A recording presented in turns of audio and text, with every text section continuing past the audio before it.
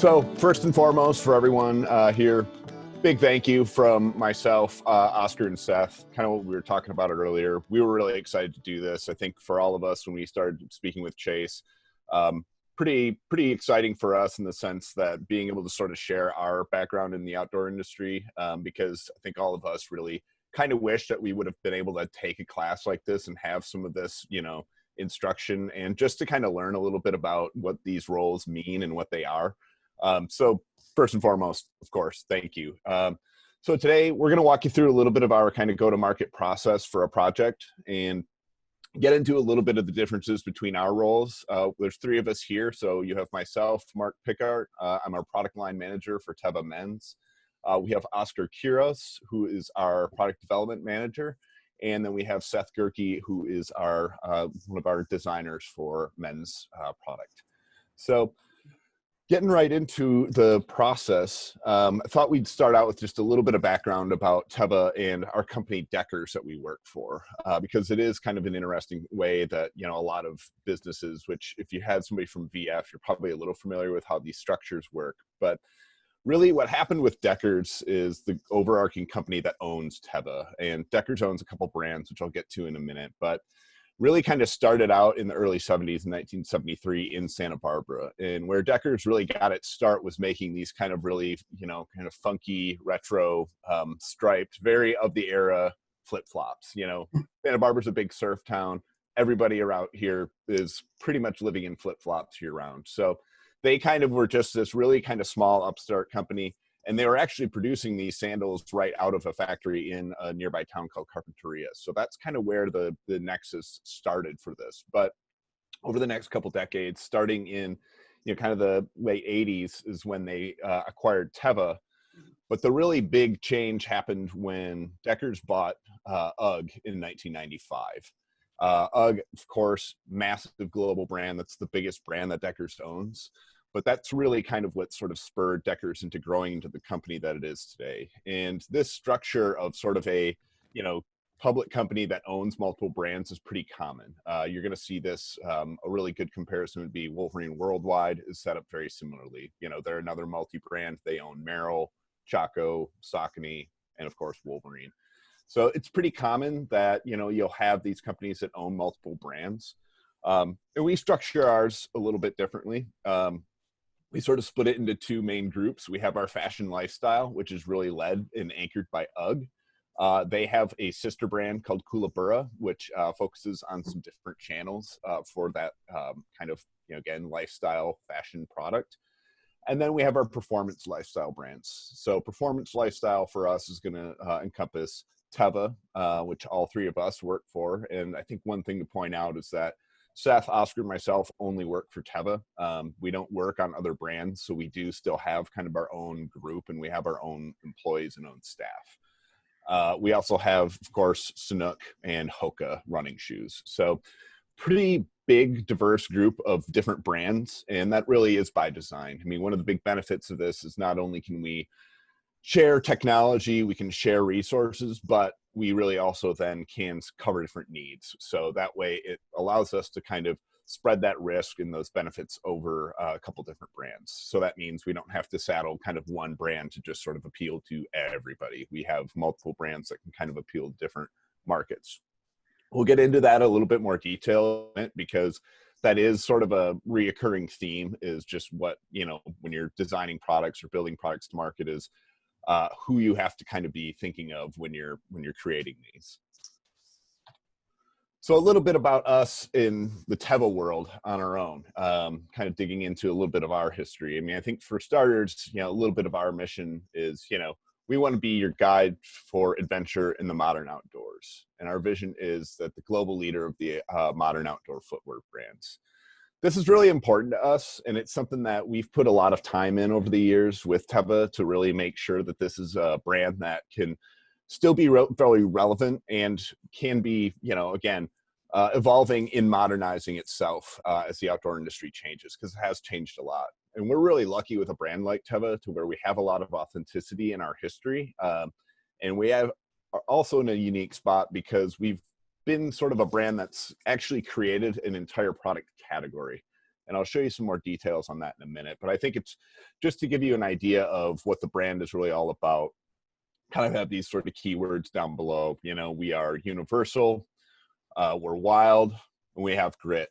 You know, really all these kind of keywords mean that we want to make sure that we're true to ourselves as a brand, but we also want to make sure that our appeal can be really wide. We want to make sure that we can address product needs for a wide array of different people and point of views. We're curious. We always like to take what we call fun expected approach. We get into that a lot when we develop new products. We really want to kind of try and make sure that we're staying very true to the brand and authentic to what TEVA is. But we also want to make sure that we're taking kind of the opportunity to have a little fun while we're doing this, because we spend a lot of time doing this work, and it's a lot more rewarding when we can enjoy it, and we feel that our customers really appreciate that. And then, of course, freedom. We want to make sure that we're allowing people and building gear that's going to help people access the outdoors however they want to. So that means everything from top of the mountain to bottom of the mountain. We really want to make sure that we can allow people to interact with the outdoors in the way that they feel is best for themselves. So a little bit about TEVA in our direct history, and what I was talking about when we talk about inventing a category. These are just a couple of scans, and I apologize, there's a little page crease in the middle here, but we have a pretty extensive archive of old catalogs within TEVA, and we've been sort of digitizing it over the years. And one thing that we're really proud of, and I think is really unique about TEVA, is that this brand actually has quite a bit of heritage in the outdoor industry, and it's been around, I think, a little bit longer than people might realize. It actually started in 1984, and really the kind of impetus for how this was created was by river guides in the Grand Canyon. So at the time, you know, most of them are wearing something like a regular flip-flop while you're doing these big river trips, but you're obviously going through big water, you're in and out of boats, you're kind of doing, you know, going to shore. You have a lot of kind of demands that are unique for footwear. And one of the issues that was frequently coming up is that if you go into the water, if it's moving fast, a lot of people were losing their flip-flops. So then you're in a little bit of a trouble because you don't have something to protect your feet. So the way the story goes is that they actually, our founder used a old Velcro watch strap to sort of rig up a retention strap for his flip-flops. And that really kind of built this style here, which is the TEVA Original, which we still make.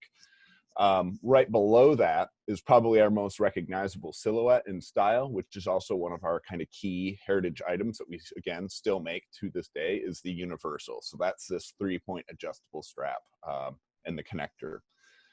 Nobody really realized it at the time, but this was actually the birth of the sports sandal. And this is the category that we invented. And that's something that is really important for us as a brand, because we have this rich heritage of being this kind of river-focused, you know, product company.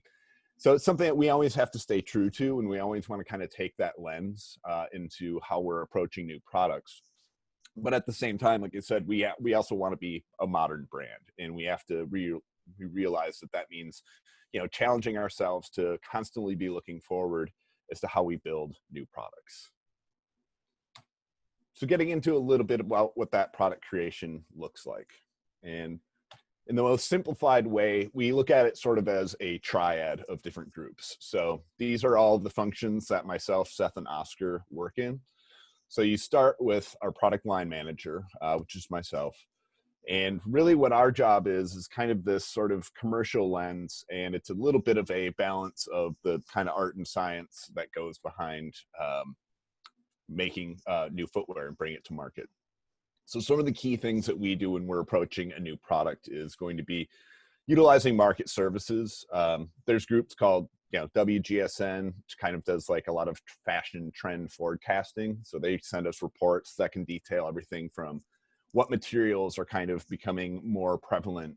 This is particularly important with things like sustainability, because that whole aspect of sustainable materials is moving much, much faster now than it once did. So being able to kind of know what's out there and what technologies are going to be available is super important to us to know that we can, you know, try and be ahead of the curve a little bit. We also use the services like NPD, which is a reporting service that, you know, we utilize that basically aggregates a lot of sales data. So this is for North American retail stores. So this is being, you know, everyone from, larger, say, department stores to sport retailers. It's a pretty large grouping. And we get sales reports. So that allows us to kind of analyze a little bit what's happening in the actual marketplace. So knowing, okay, brand A just came out with this style 2 years ago, and wow, that's growing at a pretty significant rate. What's kind of leading that? What's informing that? Why has that been so successful? So that's a very kind of quantitative approach. It's showing us kind of real hard data that's like, okay, this is what's happening in this market segment of, sandals or closed toe or hike, whatever the category is, and allows us to kind of analyze that and get really granular. Kind of next to that is we also just have kind of more, I would say just sort of on the ground research. This is a little bit more of what I would say is sort of qualitative stuff. So that means we're going to be purchasing samples from competitors. We'll cut those up. We'll take a look at how they're being constructed, what's happening and how they're approaching that.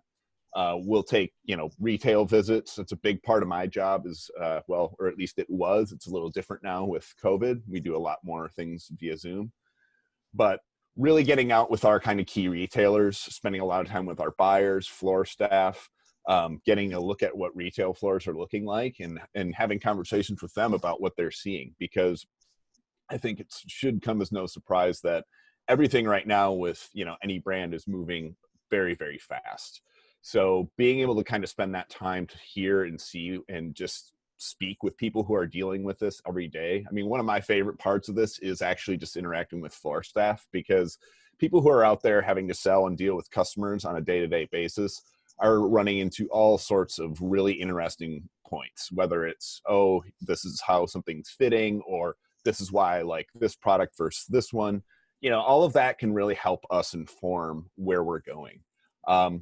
Kind of one more layer here, we do a lot of consumer insight meetings where we actually sit down with customers and kind of learn a little bit more about what some of their habits, about how they make decisions to make a purchase, what they're looking for from a brand, and getting insights as to what sort of drives them to look at one product versus another. We then get into sort of things like seasonal themes and inspiration. That's where we really start to work very closely with our design function. That's where we sort of set seasonal kickoff for what we want to do and what we want that season to look like and feel like. And ultimately, that kind of finishes up with product briefs, which is probably one of the big main handoffs of our function as PLMs. We're responsible for writing product briefs so our designers can get to work building product. And that sort of gets into the design function. So, designers really work on product ideation. They push us to kind of look at what different ways we could approach projects or what problems we want to solve. They do a lot of sketching. They provide us options on patterns. They also do a lot of troubleshooting work if we're running into issues of a certain, whether it be a closure, anything like that. Designers do a lot of work with developers to kind of make sure that we're coming up with something that we know is going to work.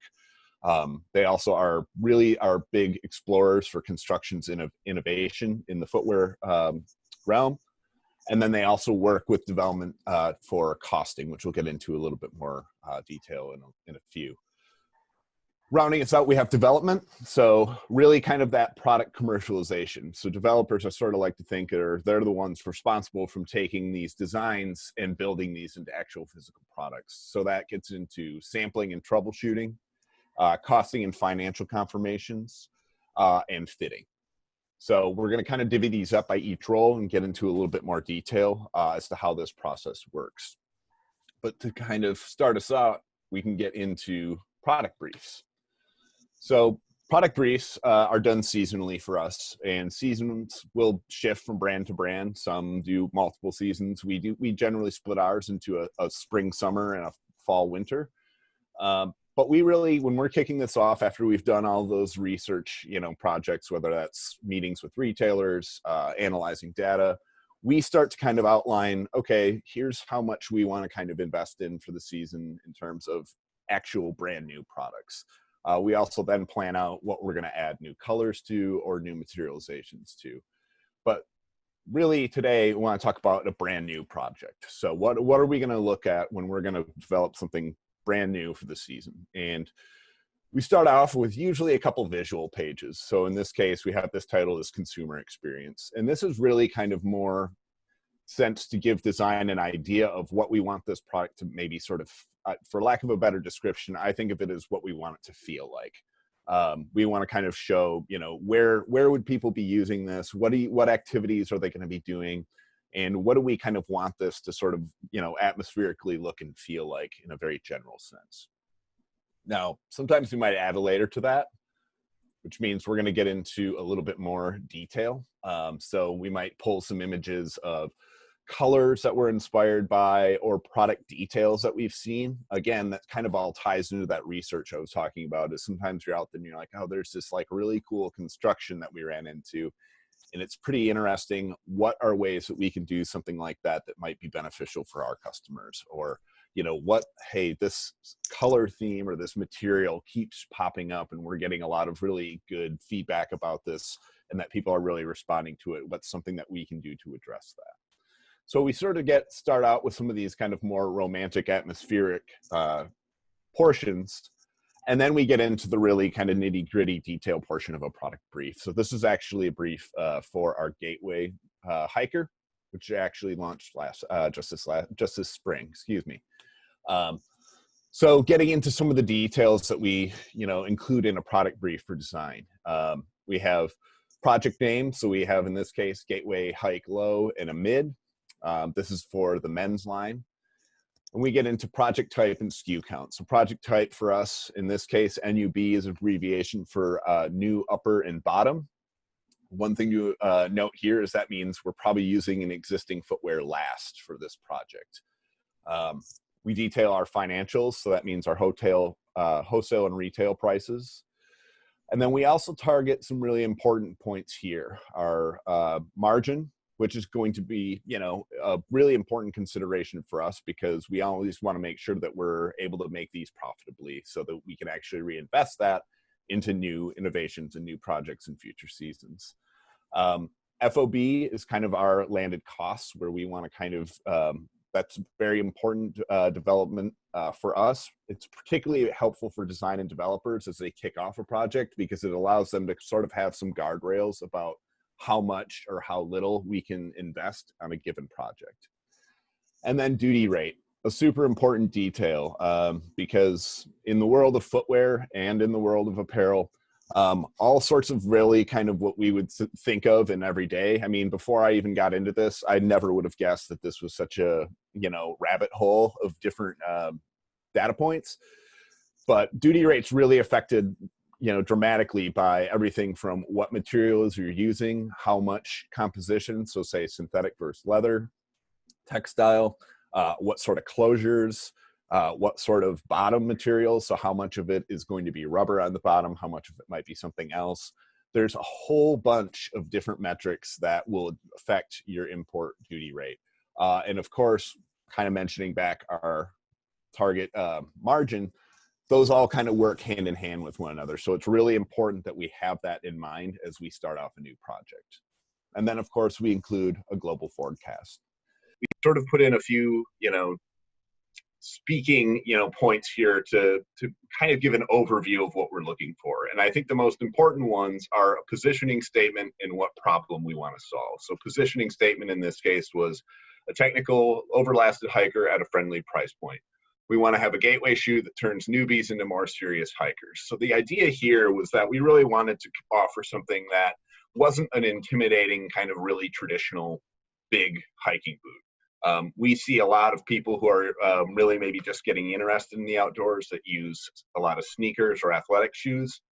And maybe they're starting to think a little bit more of like, oh, I'd like something that has a little bit more function for actually hiking. And we really want to make that an easier transition rather than a lot of, you know, you go to a lot of retailers and it's like, oh, here's like a really big hiking boot.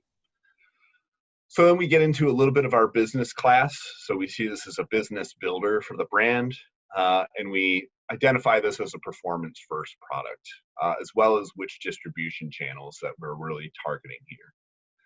But one of the most important details, and I think that we spend a lot of time going back and forth with design, is what problem we're trying to solve. That's really in the most broad sense purpose of a brief, is what are we trying to do?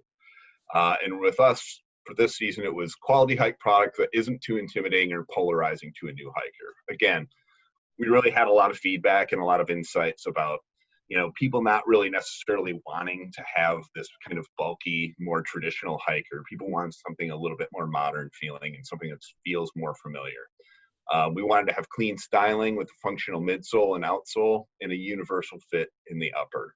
And we really wanted to avoid a lot of rigidness and bulky layers that you find in a lot of hiking.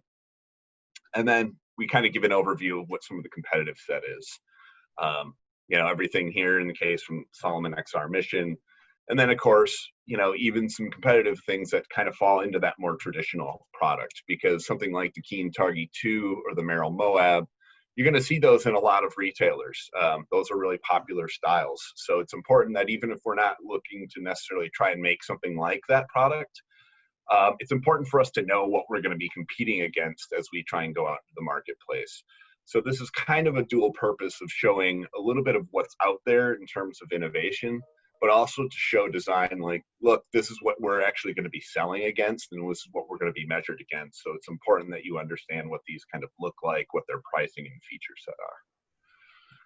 We round this out with some details about sustainable elements, packaging, and then our tooling information. So when we talk about tooling, that's outsole molds. We want to, in this case, it's going to be new. And then any technology that's proprietary for us. So in this case, spider rubber, which is our own rubber compound. Now, after all of that's said and done, and we go through the go-to-market process, if things go well, we end up with a nice finished style. And right now is when I'm going to turn it over to Seth, because Seth's going to walk you through all of the steps that we go through from handing off that brief to how we get to this finished style. So I will turn it over to Seth. All right. Thanks, Mark. What's up, everyone? So yeah, I'm super excited to share my perspective on design here with you, because I think there's a number of things I learned in school and on the job as well that I think are worth passing on. So hopefully some of this serves you well. But I think something to note that I just thought of is that the Gateway was my very first project at TEVA. And so it was a huge opportunity for me. It was a huge amount of responsibility, and it really was kind of a crash course. Despite the fact that I'd had some internships and stuff like that, there's not a replacement for experience that you have on the job. And also, I don't know how many of you have wanted to be designers specifically for a while, but growing up and wanting to be a designer, you tend to gravitate towards brands like Nike and Adidas and the best of the best and whatnot. But I have friends at Nike, and I know that they haven't gotten near as much experience or hands-on focus or attention within the 4 quadrants and whatnot. So it can be really beneficial to open yourself up to the smaller brands and stuff, because you just get a lot more responsibility and work. And so so this first page that you'll see here, the first thing you'll notice is that this looks nothing like the Gateway shoe that you just saw. And so these are some of the first sketches that I had done for our initial design review. And I thought this was worth showing because it's an example of how much something can change and morph through the process of building a product, because it is a long process. And so basically within the first design review, my goal here was to show a range of more traditionally inspired hike products down to more sneaker-like silhouettes, because that was kind of my interpretation of the brief. It sounded to me and was kind of talked about in the meetings that a lot of people are hiking in Roshis and free runs and stuff that isn't necessarily made for that, but they're comfortable, they're stylish, and they're affordable. So it makes sense why people are using them. So how can we kind of take those people into getting a product that is made for hiking, but still achieves the other things that, the reasons why they're buying those other shoes. So this is definitely one of the most fun parts of the process, but what's important to note is that the success of this particular design was heavily reliant on listening effectively. And so while I obviously wanted to make something that looked good to me, satisfying the needs from each function and prioritizing them in order to make the best all-around product is our job as designers. It's not just to make something look cool or look fresh or whatever, because you're not always making the coolest product. It's about knowing who you're making it for and the needs within that. And so when I say needs, I'm referring to those delineated in the brief, such as specific constructions or target markets, etc. So here you can see with the red circles here, we kind of honed in on the canyon design that I had implemented in the midsole as a great branding opportunity. So that's something that we carried forward. And then we have this tooling shape here in the bottom left, which was generally well liked. So you'll start seeing that show up more. And you can go to the next slide here. But one thing in particular that designers have a lot of influence within is storytelling and color. And so sometimes these elements coincide, but both can really strongly affect the perception of a sketch or a product, whether that's like at the final stages with the consumer or just within your first few meetings and trying to communicate your idea to the other functions, whether that be product or development or sales, marketing, whoever else might be involved. So some of the feedback from the first review included that the product was looking a bit too serious and that it could be more feminine, which was particularly important to our brand. So by showing the same materials, same construction, but simple color ups, we were able to get better buy-in to make these things a bit more casual and fun and had that validation there. And then this sketch at the bottom is not what I ever expected the tooling to be colored like, but visually showing the direct inspiration for the style lines, which is this shape here is the Colorado River, and our brand was, born in the canyon. So it's very relevant and makes sense for us to do. But by visually showing that inspiration for the style lines and how it ties to our brand, it's just another thing that created a lot of interest moving forward and got people more on board with the whole idea. So the next page, you're going to see a pullover here, and I will warn you, it's not pretty, and most first pullovers aren't. So coming in as like an early designer, you get really excited when you get the first product back, but it usually looks like a potato, and that's just something you gotta kind of deal with. But I'm sure you'll experience this in class when your like initial models fail or things just don't come out quite the way you expect it to. But that's what makes this whole thing a process. And it's important to try and anticipate these issues the more you learn, because then that's how you set yourself up for success in the future. So our main project with this goal was to create this balance in achieving the look that we wanted while also reaching these duty minimums, which confined us to creating a leather majority product. And this is kind of some of the stuff that you don't learn in school as much, or at least that I didn't learn in school as much, is all of the other factors that you have to take into consideration here around building something. So this was a heavily debated topic from the beginning, and compromises were made on both ends of product and design. And at the end of the day, it took being in China and seeing the product in person to understand why we needed this to be a majority textile product. And so I was fortunate enough to have the opportunity to kind of drive this point home with the next render. And so while it's a pretty basic color up, you can go to the next slide if you want. So while this is a pretty basic color up, being able to react and execute quickly totally changed the course of this product for the better. And this was something to where like we were all in China as a team at our factory and weren't feeling the look, the pullovers weren't looking good. And from the beginning, we had kind of had this idea in our heads of making it a majority textile product, but that was, an issue because of leather duty and whatnot. But after seeing the product and then being able to whip this render up pretty quickly, it really helped influence people and take this into the direction that ended up serving the product better in the end. So I think that's kind of most of the point that I'd like to make is like, I love being a designer and it's fun, but the best designers in the world aren't designing for themselves in the most cases. And learning as much as possible about each function and applying that knowledge to your own philosophy and workflow is what setting yourself up for success is. So some of the things I didn't mention about this process are the technical parts like blueprints and CADs, but after our design phase and all the fun sketching and all that is when we start working really closely with development. And so that's how we build out the most appropriate construction. And like designers would be completely lost without development and brief making and product. Like all of these functions have to work together because one person just can't do it all. One team can't do it all. I mean, I wouldn't know the first thing about like which material to pick and put on a bomb. I mean, now I have a little bit more experience and knowledge to that, but you know, coming in, you need everybody to really work together and work as a triad. So here I'll let Oscar take it away, because this is kind of the part that makes it all start feeling real. But again, we coincide and work together a lot through these next stages. So Oscar.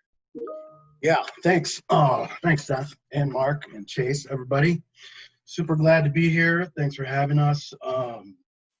So yeah, I'm the product developer, and as a product developer, you really are the main link towards manufacturing and commercialization, which essentially means, you know, factories. So under normal circumstances, we would work directly inside of the factories, making at least a couple seasonal trips. So that could be anywhere between like 2 to 4 trips per year. The majority of our factories for most things, I would say, is in Asia right now, but not limited to, but in Asia. Deckers as a whole, we're producing things in product in primarily China and Vietnam, but we also have product in Cambodia and some in the Philippines. And outside of Asia, we've done a few things in Mexico and Brazil and Dominican Republic. So, so we're spread out. Again, under normal circumstances, we would be going there definitely on an annual basis. So I think the next slide we can start. So again, all the communication, as a developer, you really are the primary decision maker when it comes to building the product. So clear communication, and between product, Mark, design, Seth, we really do work incredibly close. And then as a developer, you have to take all that information and translate it to the factories, and ultimately execute the design and build the product to a cost. So luckily we have some tools that we work with that keeps everyone aligned. Some tools and materials and documents that I'll be able to show you a few of these here. But really the first thing is that the last comes first.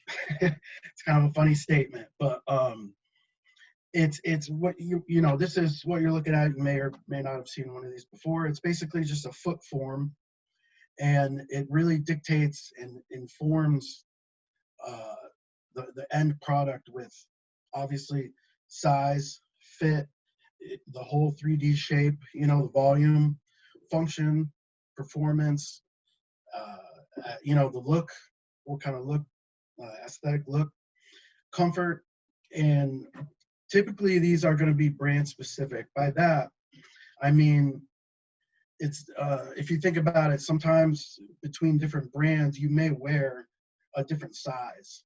Maybe you're a 8 in Adidas, but 8.5 in Nike or Under Armour.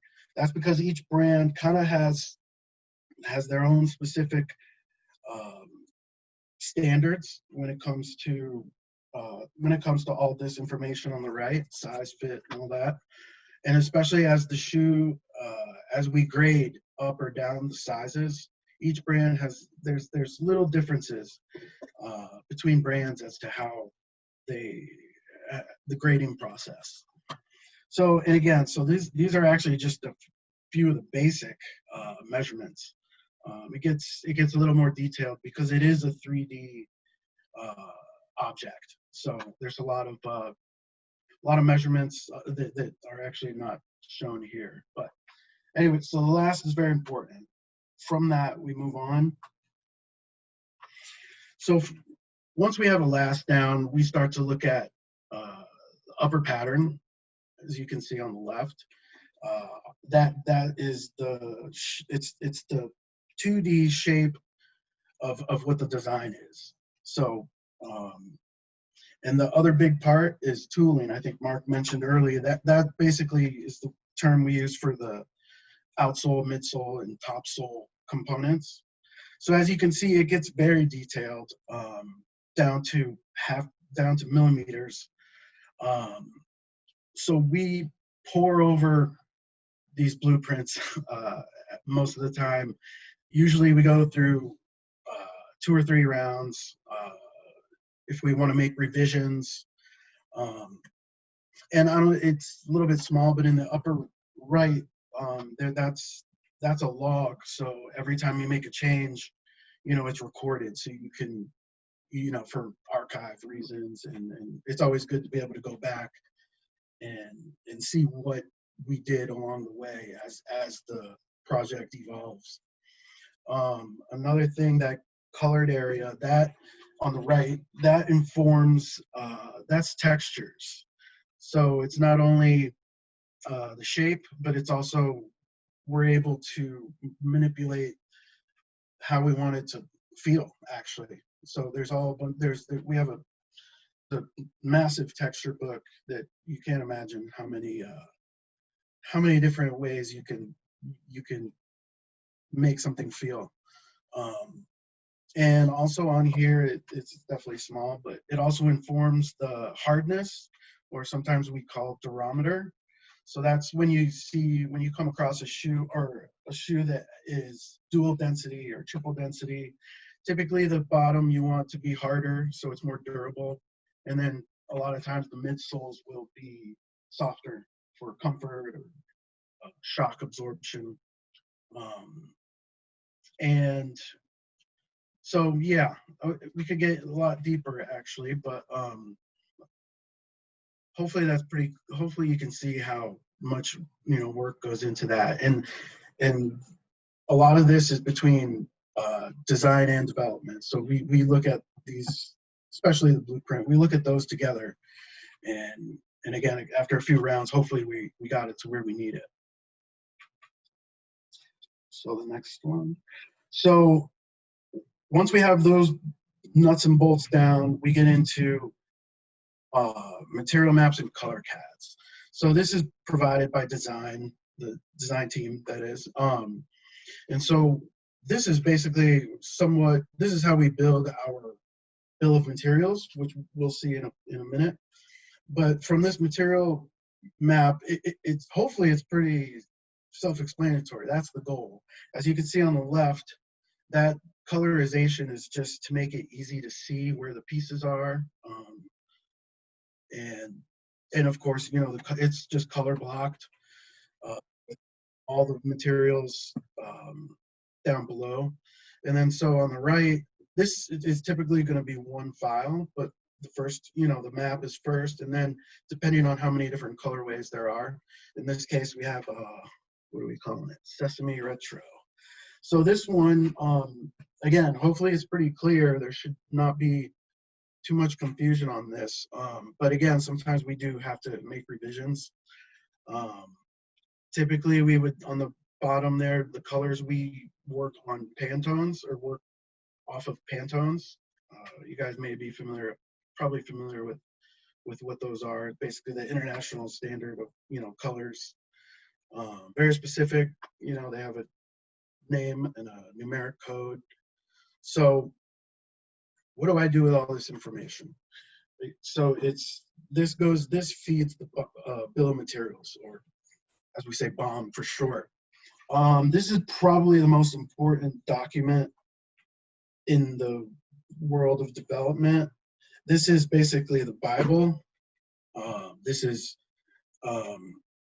This BOM management is definitely one of the most primary responsibilities for development. So from that material mapping CAD, I'm able to build this BOM. And this is only one page of 7, so it's actually a very big document. It has so what's on the screen now is just the upper section. So it has every component in the upper. And then on the right, you can see what else is listed. After that, it gets into the hardware, lining, reinforcements, labels and logos, stitching, bottom finishing, packaging, and then labor, overhead, profit, and tooling amortization. So it's very in depth. It usually takes a lot of time to keep it current and keep it accurate. But this, once it's complete, this is submitted directly to the factory, and so the factory uses it to. It's important for material ordering.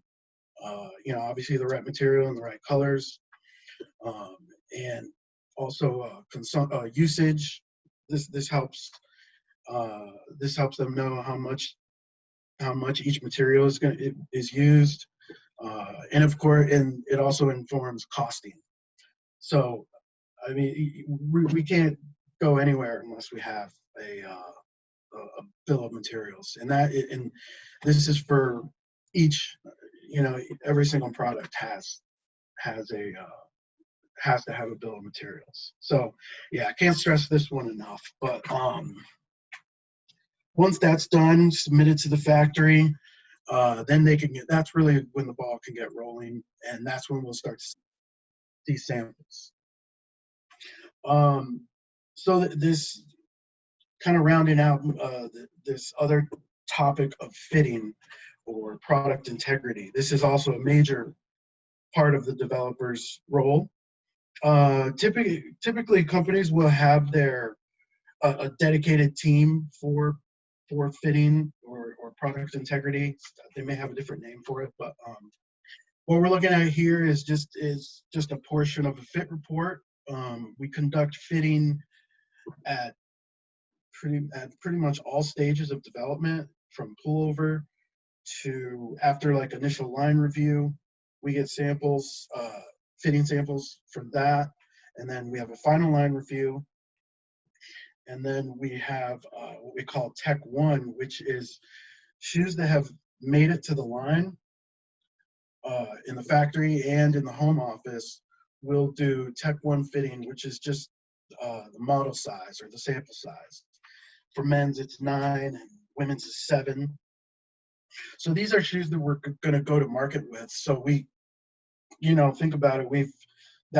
Tech 1 is like the third or fourth time we've actually fit it. But with each cycle or at each stage, there is some, the shoe has evolved a little bit. So, you really need to pay attention to, once we get to Tech 1, we know we're going to market with it. So that's where it gets a little even more intense. And then there's a Tech 2, which is what we call extreme sizes. We fit, of course, the model size, but we also fit like a smaller size and then a larger size to make sure that the grading is correct. And I kind of spoke a little bit about that earlier. And there's even in the factory, they even go to Tech 2 and 3, which at that point, I'm not so much involved in that, but they fit every single size at Tech 2. And it's pretty intense. If you can quickly jump back on that, Mark, sorry. Yeah, I just wanted a couple of things here. Again, it is pretty straightforward, but as you can see on the bottom, we usually try to have 2 or 3 testers. The more the better, but obviously there's time constraints, but we definitely like to have ideally like 2 or 3 testers with maybe different foot shapes, so we can try to get a good read, and obviously we want our shoes to fit the most people. And it's, there's a lot of aspects. There's entry, fail or pass. Some companies actually use a number system. I think a couple years ago we tried to simplify it and just do like fail or pass for the different aspects. But you can just see some of them is like buckle, if there's a buckle, length, of course, ball strap, waist strap. Yeah, so this is a pretty, a lot of people think sandals might be easy because it's, there's not much to them, but sandals is quite the opposite. Sandals get very complicated. So yeah, now we can look at the next one. So as you can see, sandals, especially with a lot of straps and buckles, it becomes very tedious to fit it. Not only fit it, but of course we want it to fit, but we also want it to be comfortable. So there's just a myriad of possible solutions and improvements that we can make. And so again, there is a team dedicated to fitting. However, the developer is involved in that process. So it's you never really know. Like we can make beautiful looking product, great looking shoes, but if it's, you all must know, if it's not going to fit, then it's you're not going to buy it, or you'll return it, and that definitely has consequences other than financial. There's brands that some people, they hate because they don't, oh, those shoes are uncomfortable, or oh, they never fit me. So fitting is very important. It's very difficult. It's not an exact science. Think about it. Everybody's foot is different. Even between your own right and left, your feet are different. So it's a tough, it's a difficult part of the process. Tricky part, but super important. As Yeah. Oscar said, really anytime, this is the number one first impression in the world of footwear people are going to have is if they put it on, if it doesn't fit right out of the box, the chances of you actually kind of building that into more business is very low. So we do spend a lot of time dialing in these fit details. And you can see, as Oscar pointed out, there's a lot of different components that go into this. Sandals sometimes seem like they'd be really easy, but sometimes those simple projects are some of the most challenging ones. Hardest product I've ever worked on, for sure. Easily. Boots, easy. Sneakers, to an extent. It is a shoe. It's a closed-toe shoe, so you kind of know what you're going to get. But sandals, and that's just not easy. That's what I've learned, especially with TEVA. I used to work with UGG, and it's just no comparison. One of the final thing that I would say is, as far as development, and it's definitely part of fitting, and it's really just being a problem solver. And I love that. It's really cool to receive beautiful design and information from product line management, and your job is to problem solve, and the reward is that you're also the one that delivers the samples. You're the one that executes the design. You're the one that, you're like Santa Claus. You're the one that brings everybody presents. So hopefully, it is definitely collaborative, and it's just super fun to be the first one to see. You see first sample, and then again deliver it to the team, and so it's great. It's definitely also a job where you truly learn something new every day. So hopefully that sounds appealing. Yeah, hopefully that sounds appealing. And I think it'd underscore that, through this whole process, we kind of break this into pieces, but, it's really all about kind of collective team goal too. All three of us, Seth, Oscar, and myself spend a large amount of time either emailing, texting, video conferencing now, troubleshooting, because inevitably, even with great, plans, you have to be flexible, and you have to be able to react and respond and adapt. And that's really what the name of our functions is really trying to, work together as a team towards that common goal. And, it really is, it's really challenging, but it's also a lot of fun. I have a great time working with Oscar and Seth. And I think now is probably a good time to say thank you, but also leave it open for any questions that anybody has. Yeah, and I don't know what we're doing on time, but I answered a couple of them just in case we're running short.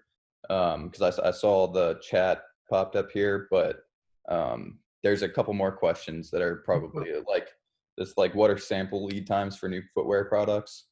Yeah. Yeah, that's a good one. It kind of it depends on what stage we're at, but I would say um, we work. I mean, it's kind of we work from from the time that bomb gets handed off to the time we see a pullover is fairly quick because the pullover is not always in the exact materials. So that's why they look kind of funny sometimes. But a factory can crank out a pullover in a matter of days. But before we get our first sample that we like, or like for a line review, like an initial line review, it's about a couple months. Yeah. Yeah, that process definitely takes time. Yeah, at each stage, it's definitely maybe even it's definitely a few months.